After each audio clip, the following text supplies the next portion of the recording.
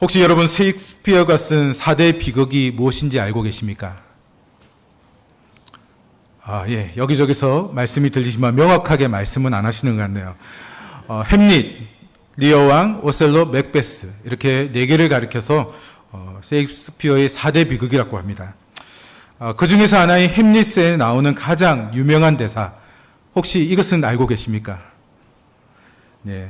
To be or not to be, that is the question. 발음은 그냥 이해하고 들으십시오. 우리말로는 사느냐 죽느냐 그것이 문제로다라고 번역되었습니다. 아마 이 대사를 모르는 분은 거의 없을 것입니다. 아버지를 죽인 원수에게 복수하기 위해 고뇌하던 햄릿이 이 말을 되뇌었습니다. 이 말을 후에 정말 심각한 문제를 만났을 때 그 문제가 삶과 죽음을 결정한 만큼 중요하다는 뜻으로 사용되곤 합니다. 사진을 하나 보여드리겠습니다. 화면에 나오는 이 조각상 사진, 너무나 유명해서 아마 미술을 전혀 모르는 문외한들도 이 조각상의 이름은 다 알 것입니다. 뭐죠? 네, 근대 조각의 창시자인 오기스트 로댕이 만든 생각하는 사람이라는 작품입니다. 이 작품은 본래 프랑스 정부가 로댕에게 장식 예술미술관의 출입문으로 의뢰한 지옥의 문이라는 작품의 일부로 제작되었습니다. 그림이 나오는데요. 높이 7m에 무게가 8톤에 해당하는 거대한 이 지옥의 문은 단테의 신곡의 영향을 받아 제작하였습니다. 여기는 지옥으로 가는 인간의 고통과 슬픔 그리고 죽음을 표현하고 있습니다. 로댕은 인간의 이런 모습을 지켜보며 생각에 잠긴 사람을 조각해 보시게 되면 아시겠지만 무늬에 넣었는데 이를 별도로 떼어내어서 크게 제작한 것이 아까 처음 본 그림에 나온 파리 로댕 박물관에 있는 생각하는 사람입니다. 그런가 하면 우리나라에도 이 생각하는 사람과 유사하지만 조금 차이가 있는 조각상이 있습니다. 현재 국립중앙박물관에 전시 중의 2점의 금동미륵 방가 사유상입니다. 각각 국구로 지정되어 사유의 방이라 명명된 장소에서 관람객들을 맞이하고 있습니다. 이 조각상들이 만들어진 시기를 6에서 7세기 정도로 추정하는데요. 무려 1300년이나 된 조각상들입니다. 불쌍하긴 하지만 당시 사람들의 의식을 반영하고 있기에 아주 오래전부터 사람이 고뇌하는 존재였다는 사실을 우리는 확인하게 됩니다.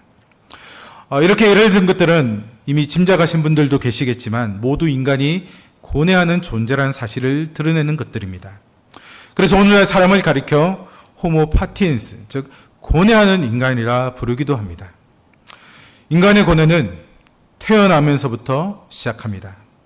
일반적으로 유아기, 아동기, 청소년기를 거쳐 성인과 그리고 노년이 되어 삶을 마감할 때까지 우리의 인생은 자신이 속한 집단과 사회에서 살아남기 위한 부단한 노력과 또 여러 가지 고뇌로 채워지고 있습니다. 그런데 이러한 사람들의 고뇌하는 현상은 현대 사회에 들면서 더 많이 나타나고 있는 것 같습니다. 즉 현대 사회를 살아가는 우리 역시 매 순간마다 어떤 일을 결정할 때 크고 작은 고뇌를 하기 마련입니다. 무엇을 먹을지, 무엇을 입을지와 같은 사소한 일에서부터 어떤 대학에 갈지, 그리고 어떤 직장에 들어갈지, 더 나아가 어떤 삶을 살아야 할지에 대한 삶의 전반적인 부분에서 고뇌합니다. 그런가 하면 우리 교회 역시도 지금 고뇌 중인 걸로 압니다. 새로운 담임 목사님을 어떤 목사님으로 모실 것인가 하는 문제로 우리가 함께 기도하며 고뇌하고 있는데요. 그런데 오늘 우리가 함께 읽은 본문에서도 자신 앞에 놓인 여러 문제 앞에 크게 고뇌하는 한 사람을 만나게 됩니다. 바로 바룩이라는 인물입니다. 오늘 본문은 예레미야가 이스라엘 백성들에게 선포한 유다 심판의 예언을 대필하고 또 대언하는 사역을 감당했던 바룩의 고뇌를 보여주면서 그의 마음을 위로하고 또 그의 생명을 반드시 구원하시겠다는 하나님의 예언의 말씀이 기록되어져 있습니다. 바룩은 예레미야와 함께 사역하면서 하나님의 말씀을 받아들이지 않는 유다 백성들의 패역함으로 절망하기도 하고 또 억울한 일 또한 많이 겪었습니다. 심지어 예레미야와 함께 애굽으로 끌려가기도 했습니다. 하지만 그런 절망적인 상황을 경험하면서도 바룩은 하나님의 말씀을 붙잡았고 하나님의 신실하심을 믿었습니다. 그랬기에 그는 예레미야와 함께 끝까지 믿음의 길을 걸어갈 수 있었던 것입니다. 오늘 본문에서 우리는 그가 어떻게 그런 삶을 살 수 있었는지, 그리고 그가 어디에 가치를 두고 삶을 살았는지를 분명하게 확인하게 됩니다. 먼저 1절을 보면 본문에 기록된 예언이 요야김 제4년인 BC 605년경에 있었음을 밝히고 있습니다. 이때는 바벨론이 첫 번째로 예루살렘을 침공하기 직전으로 이스라엘 백성들이 말씀에 대한 무관심과 불순종, 그리고 하나님의 사람들에 대한 핍박이 극에 달했던 시기입니다. 그러한 시대에 바룩은 예레미야가 불러주는 대로 하나님의 예언의 말씀을 기록했습니다. 여기서 불러주는 대로라는 말은 입으로부터라는 말입니다. 즉 바룩은 예레미야를 통해 들은 말씀을 기록할 때 자기의 생각에 합당한 것은 기록하고 또 자기의 생각에 합당하지 않다고 여기지는 내용은 삭제하는 그런 행위를 하지 않았습니다. 이는 곧 자기의 생각이나 판단을 조금도 의지하지 않고 오직 하나님의 말씀을 절대적인 것으로 여기고 그 말씀을 철저하고 신중하게 다루고자 하는, 즉 말씀에 대해 올바르고 신실하게 행동했던 바룩의 태도를 보여주는 것입니다. 여러분, 바룩이 하나님의 말씀을, 그 예언을 대필함에 있어서 그가 어떤 일을 겪었는지 혹시 알고 계십니까? 바룩은 이 일로 인해 여호야김 왕의 박해와 공격의 대상이 되었습니다. 그리고 유다의 남은 자들에게 무고한 누명을 받기도 했습니다. 분명 자신이 하는 이 일이 하나님께서 맡기신 일이라고 생각하며 최선을 다했지만 당시 가장 큰 권력을 가지고 있던 왕으로부터 목숨의 위협을 받았고 또 많은 사람에게 누명을 쓰는 억울한 상황에 직면하였던 것입니다. 이런 상황에서 그는 하나님의 사역자로서의 무능함과 무가치함을 느꼈으며 큰 슬픔과 고통으로 신음하였던 것입니다. 하나님께서 자신에게 주신 사명을 온전히 행했음에도 이런 상황 가운데 놓이게 되자 그는 모든 것을 던져버리고 도망치고 싶은 마음이 간절했을 것입니다. 그럼에도 바룩은 그렇게 하지 않았습니다.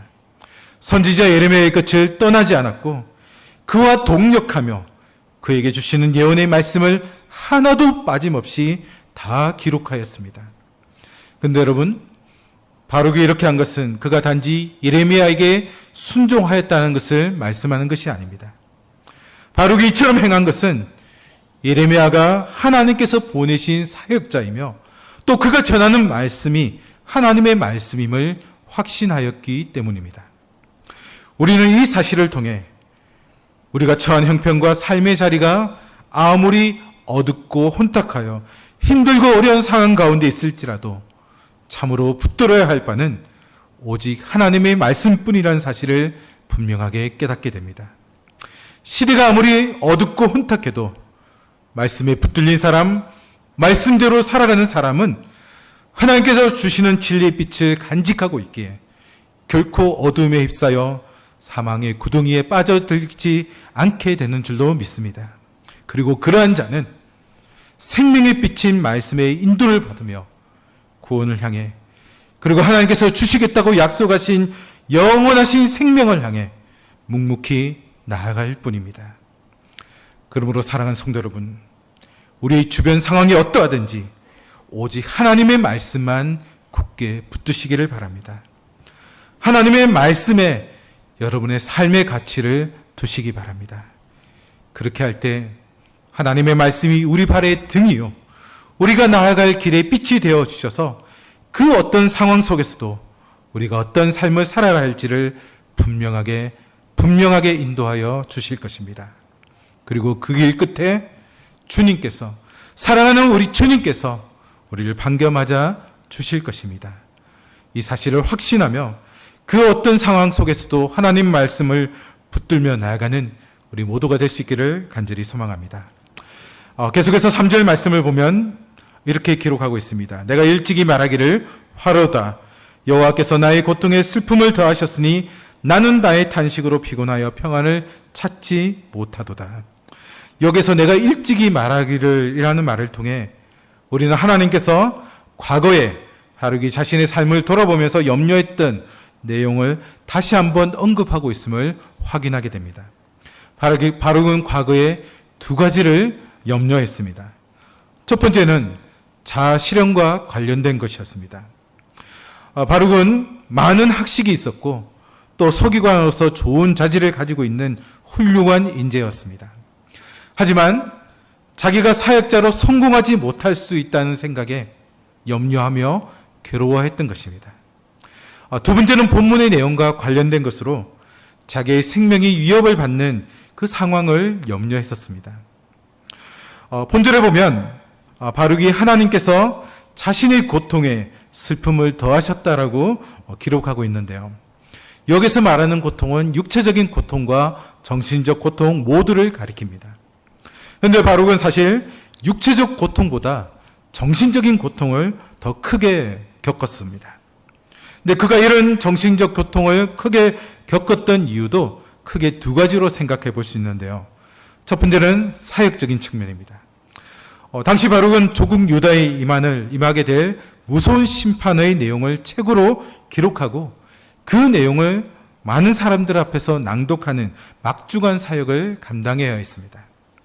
그러나 사람들은 이 엄중한 심판의 메시지를 듣고도 회개하기는커녕 이를 거짓 예언으로 치부하였고 심지어 여호야김 왕은 하나님의 말씀이 기록된 두루마기를 불태우기까지도 하였습니다. 이처럼 하나님의 말씀이 멸시받고 모욕당하는 상황을 지켜보는 바룩에게 큰 고통과 슬픔이 있을 수밖에 없었던 것입니다. 또 다른 하나는 현실적인 측면인데요. 성경의 기록에 따르면 바룩은 유다의 명문가 출신이었습니다. 그의 할아버지 마아세는 왕의 고관으로서 예루살렘 성읍을 관장하는 일을 하였고 또 그의 동생 스레야는 왕의 병창감이라는 중직을 맡고 있었습니다. 이런 좋은 가문에서 자란 바룩이 가족들과 동일한 길을 걸었다면 그의 삶이 어떠했겠습니까? 아마도 그 역시 고위 관직에 올라 사람들의 존경과 섬김의 대상이 되어 편안한 삶을 살아갔을 것입니다. 그러나 그는 세상적인 부와 명예보다 하나님의 말씀을 기록하고 대언하는 사역에 더 큰 가치를 두었습니다. 그래서 편안한 길을 포기하고 이 길을 선택했던 것입니다. 하지만 이런 기대와는 달리 그에게 돌아오는 것이 무엇이었습니까? 조소와 멸시, 냉대와 야유, 그리고 생명의 위협을 당하는 그런 상황이 그 앞에 놓이게 되었던 것입니다. 그래서 바룩은 이런 상황에 직면하며 탄식으로 피곤하여 평안을 찾지 못하도다라고 고뇌하며 낙심에 빠졌던 것입니다. 물론 이러한 이유로 탄식하고 낙심에 빠지는 것은 하나님을 믿는 사람의 바람직한 태도라고 볼 수는 없습니다. 그럼에도 우리는 이를 통해 하나님의 일을 감당할 때 때로는 손해를 보거나 어려운 상황을 겪을 수도 있다는 사실을 우리는 깨닫게 되어집니다. 사랑하는 성도 여러분, 이런 힘들고 어려운 상황 가운데 있던 바룩에게 하나님은 4절과 5절 말씀에서 예레미야를 통해 위로와 소망의 말씀을 선포하고 계십니다. 우리 조금 길지만 4절과 5절 말씀을 함께 읽도록 하겠습니다. 너는 그에게 이르라. 여호와께서 이와 같이 말씀하시기를 보라, 나는 내가 세운 것을 헐기도 하며 내가 심은 것을 뽑기도 하나니 온 땅에 그리하겠거늘 내가 너를 위하여 큰 일을 찾느냐? 그것을 찾지 말라. 보라, 내가 모든 육체의 재난을 내리리라. 그러나 내가 가는 모든 곳에서는 내가 너에게 내 생명을 노량물 주듯 하리라. 여호와의 말씀이니라. 아멘. 하나님은 당신께서 세운 것을 헐기도 하며 심은 것을 뽑기도 한다고 말씀하시며 바룩에게 스스로를 위하여 큰 일을 찾지 말 것을 명령하셨습니다. 그리고 모든 육체에게 재난 곧 심판을 선언하시면서도 바룩의 생명은 보존하여 주시겠다라고 약속하시며 그에게 위로와 소망을 선포하고 계십니다. 여러분, 사실 바룩이 고통과 슬픔에 잠긴 것은 하나님의 주권을 인정하지 않았기 때문입니다. 그러나 하나님은 본절서 언급하신 것처럼 세운 것을 헐기도 하며 심은 것을 뽑기도 하는 전지전능한 창조주가 되십니다. 또한 하나님은 정하신 바에 따라 피조물을 얼마든지 심판하거나 없앨 수 있는 능력과 힘과 권세가 있는 분이십니다. 따라서 하나님은 본절에서 당신의 절대 주권을 강조하심으로써 바룩이 모든 것을 맡기고 이제는 고통으로부터 벗어날 것을 권면하였던 것입니다. 만일 바룩이 하나님의 절대 주권을 분명히 알고 믿었다면 자신이 기록하거나 선포한 말씀을 통해 유다 백성들이 회개하지 않고 멸망의 길로 간다고 할지라도 그 일에 대해 항변하거나 염려하지 않았을 것입니다. 사랑하는 성도 여러분, 하나님은 유다 백성들 가운데 많은 사람이 죽고 포로로 끌려가고 또 이방 땅으로 도망간 상황에서 바룩이 좀 더 위대한 사역자로 쓰임받지 못한 것에 대해 비관하고 있는 것을 보셨습니다. 그러나 하나님은 모든 사람이 심판받는 상황에서도 바룩의 생명은 반드시 구원해 주시겠다라고 약속하시면서 어떤 모습으로든 살아서 하나님의 사역자로 쓰임받는 그 자체가 얼마나 귀한 복인가를 분명히 깨우쳐 주고 계십니다. 마찬가지로 우리가 하나님의 일을 감당할 때 사람들이 알아주지 않는 것으로 인해 결코 낙심하지 마시기 바랍니다. 아무 쓸모없는 일을 하는 것처럼 여겨질지라도 성실히 그리고 최선을 다해 맡겨진 사명을 감당한다면 하나님께서는 반드시 그것을 알아주실 것입니다. 사진을 하나 띄워주시겠습니까? 이것은 어디일까요? 그리고 이 사람은 무엇하는 사람일까요? 사진에 파리 2024라는 문구가 있고 또 뒤에 수영하는 사람들이 보입니다. 어딘지 짐작하시겠습니까? 전혀 모르시겠습니까? 이곳은 얼마 전 끝난 파리 올림픽 수영 경기장입니다. 그리고 사진의 인물이 손에 들고 있는 것은 물에 빠진 사람을 구조하는 도구입니다. 따라서 이 사람의 직업은 인명구조요원인데요. 그런데 한번 생각해 보시기 바랍니다. 올림픽 수영 경기에 참여하는 선수들, 그야말로 각국에서 가장 수영을 잘하는 사람들만 모인 곳입니다. 그래서 그들이 물에서 구조되는 일은 거의 있을 수 없는 일처럼 여겨집니다. 그래서 아무 쓸모없는 사람을 수영 경기장에 배치한 것 아닌가라는 생각을 하기도 합니다. 과연 그럴까요? 하지만 올림픽 수영 경기장에 인명구조요원을 배치하는 것은 세계 수영연맹의 규정에 따른 것입니다. 규정에 그렇게 명시가 되어 있어요. 올림픽 수영 경기장에 이런 인명구조요원을 배치하라 라고 되어 있습니다. 그렇다면 세계 수영연맹은 무엇 때문에 전혀 불필요한 것처럼 보이는, 아무 쓸모없는 것처럼 보이는 이 인명구조요원을 올림픽 수영 경기장에 배치하도록 규정을 만들었던 것일까요? 그 이유는 이 탑 클래스의 수영 선수들이 경쟁하는 경기에 인명구조 요원의 투입이 필요한 그런 상황이 자주 발생한다는 것을 잘 알고 있기 때문입니다. 신체를 극한까지 몰아가는 수영 경기에서 선수들이 심장마비를 일으키거나 갑작스러운 근육 경련으로 익사 직전까지 가는 일이 빈번하게 벌어진다고 합니다. 심지어 서둘러 턴을 하려다가 수영장 벽에 머리를 세게 부딪혀 기절하는 일도 심심찮게 발생한다고 하는데요. 인명구조요원은 그런 사고가 발생했을 때 선수를 수영장에서 건져내고 필요한 경우 CPR, 즉 심폐소생술을 하기 위해서 수영 경기 내내 이 자리를 지키도록 규정한 것입니다. 그렇다면 이런 질문을 할 수도 있을 것입니다. 아니, 위급 상황이 벌어지면 같이 경기 중인 사람이 바로 옆에 있는데 다른 수영 선수들이 그들을 구조하는 것이 훨씬 빠르지 않을까요? 라는 질문입니다. 하지만 0.01초를 다투는 경기 중에 다른 레인의 선수를 신경 쓸 틈은 전혀 없습니다. 역영하는 데 최대한 집중하고 있는 선수는 주변에 무슨 일이 벌어지고 있는지 전혀 알 수가 없는 것입니다. 이는 경기장에서 자기 순서를 기다리는 선수도 마찬가지입니다. 막상 수영 경기 중에 무슨 일이 생기면 자기가 뛰어 들어가서 구해야 하는지 바로 판단하는 것은 쉽지 않은 일입니다. 지켜보는 선수들이 웅성웅성하며 우왕좌왕하는 사이에 골든타임을 놓칠 수도 있습니다. 그래서 경기 전체를 모니터링하는 심판의 결정이 매우 중요한 것입니다. 경기 중인 선수가 위험한 상황에 빠졌다고 판단되어지면 즉시 경기를 중단시키고 대기하고 있던 인명구조요원의 투입을 지시하는 이 일을 심판이 하게 됩니다. 그리고 심판은 구조의 효율성을 위해 다른 선수들이 돕지 않도록 하고 인명구조요원들이 선수를 수영장에서 꺼내도록 조치를 취합니다.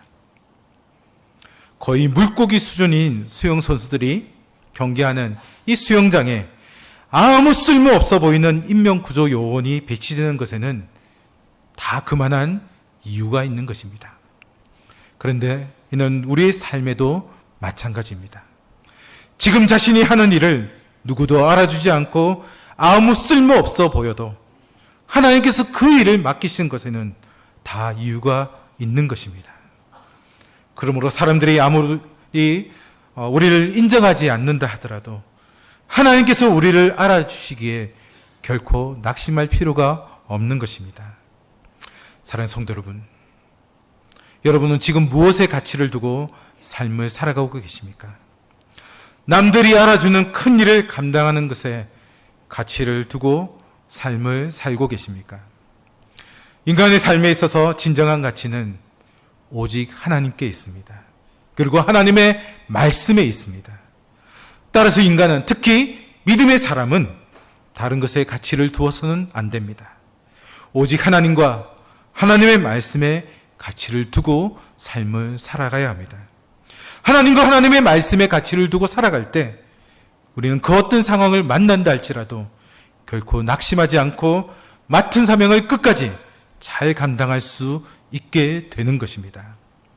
소망하기는 삶을 사는 동안 우리에게 맡겨진 주어진 사명을 감당할 때 그 누구도 알아주지 않아 아무 쓸모없는 일을 하는 것처럼 생각되더라도 결코 낙심하지 마시기를 바랍니다. 오직 우리를 지켜보시고 함께 하시는 하나님께만 참된 가치를 두고 묵묵히 사명 감당하는 자들이 될 수 있기를 바랍니다.